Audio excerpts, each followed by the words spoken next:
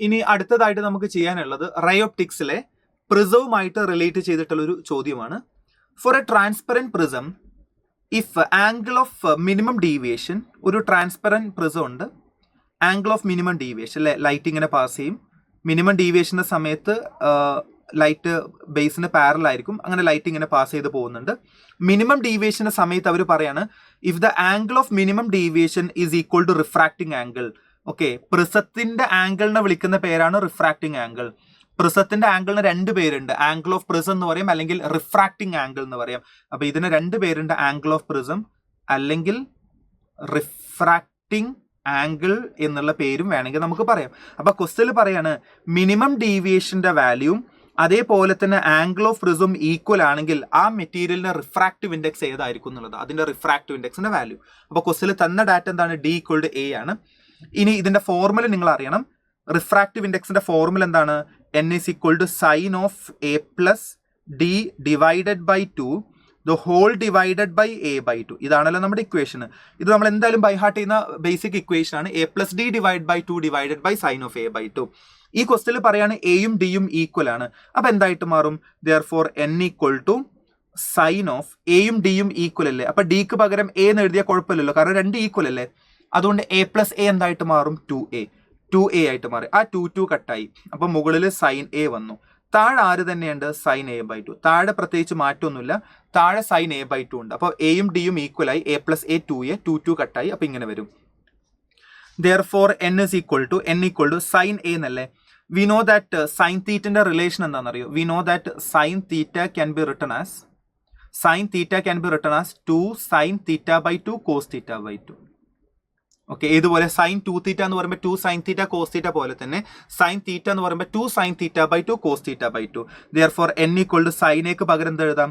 2 sine A by 2 cos A by 2 divided by താഴത്തെ term അതേപോലെ തന്നെ എഴുതാം, സൈൻ എ ബൈ 2.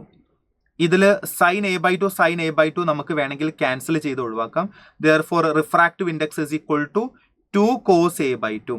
അപ്പൊ റിഫ്രാക്റ്റീവ് ഇൻഡെക്സിന്റെ വാല്യൂ അല്ല അവർ ചോദിച്ചത്. റിഫ്രാക്റ്റീവ് ഇൻഡെക്സിന്റെ വാല്യൂ കണ്ടു 2 കോസ് എ ബൈ 2. നമ്മളോട് ചോദിച്ചത് അങ്ങനെയാണെങ്കിൽ ഇയാളുടെ റിഫ്രാക്റ്റീവ് ഇൻഡെക്സിന്റെ വാല്യൂ ഏതൊക്കെ വരും എന്നുള്ളതാണ്.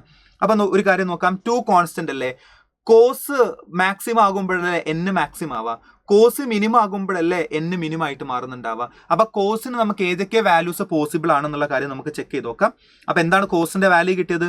2. പിന്നെ റിഫ്രാക്റ്റീവ് ഇൻഡെക്സിന്റെ വാല്യൂ എത്ര കിട്ടിയത്? n equal to 2 cos A by 2. ഇതിൽ എയുടെ വാല്യൂ ഡിയുടെ വാല്യൂ എന്താണ്? ഈക്വൽ ആണ്. അപ്പൊ നിങ്ങൾ നിർബന്ധമായിട്ട് മനസ്സിലാക്കേണ്ട ഒരു കാര്യം, the angle of minimum deviation അല്ലേ, during the angle of minimum deviation is always between 0 and 90 degree. Okay, ഈ ഒരു കാര്യം തിയറി അറിഞ്ഞാൽ മാത്രമേ നമുക്ക് ഈ ഒരു ചോദ്യം ചെയ്യാൻ പറ്റുള്ളൂ. അതായത് ആംഗിൾ ഓഫ് മിനിമം ഡീവിയേഷന്റെ value will be always between 0 and 90 degree. അത് നമ്മൾ എക്സ്പെരിമെന്റ് ചെയ്തപ്പോൾ മനസ്സിലായതാ.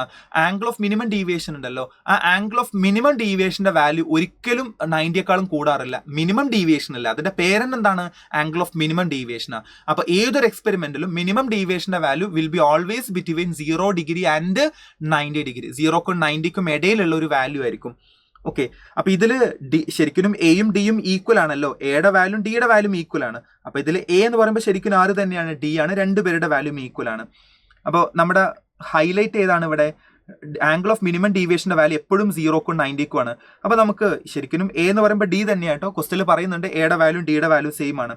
അപ്പൊ ഞാൻ ഇതിന്റെ ഡിയുടെ മിനിമം വാല്യൂ കൊടുത്തു കഴിഞ്ഞാൽ എന്നിന്റെ മിനിമം വാല്യൂ കിട്ടും. ഓക്കെ, അപ്പൊ വാല്യൂ സബ്സ്റ്റിറ്റ്യൂട്ട് ചെയ്ത് നോക്കാം. സോ ഡിക്ക് വേണമെങ്കിൽ എന്താവാം? 0 വരാം. ഡിയുടെ മിനിമം വാല്യൂ 0 അല്ല. 0 കൊടുത്തിട്ടുണ്ടെങ്കിൽ റിഫ്രാക്റ്റീവ് ഇൻഡെക്സിന്റെ മിനിമം വാല്യൂ കിട്ടും. നിങ്ങൾ ഇവിടെ വേണമെങ്കിൽ 0 കൊടുത്ത് നോക്കൂ. അപ്പൊ കോസ് 0 വരും. കോസ് 0ന്റെ വാല്യൂ എത്രയാ? 1 വരും അല്ലെ. കോസ് 0ന്റെ വാല്യൂ 1 വരും.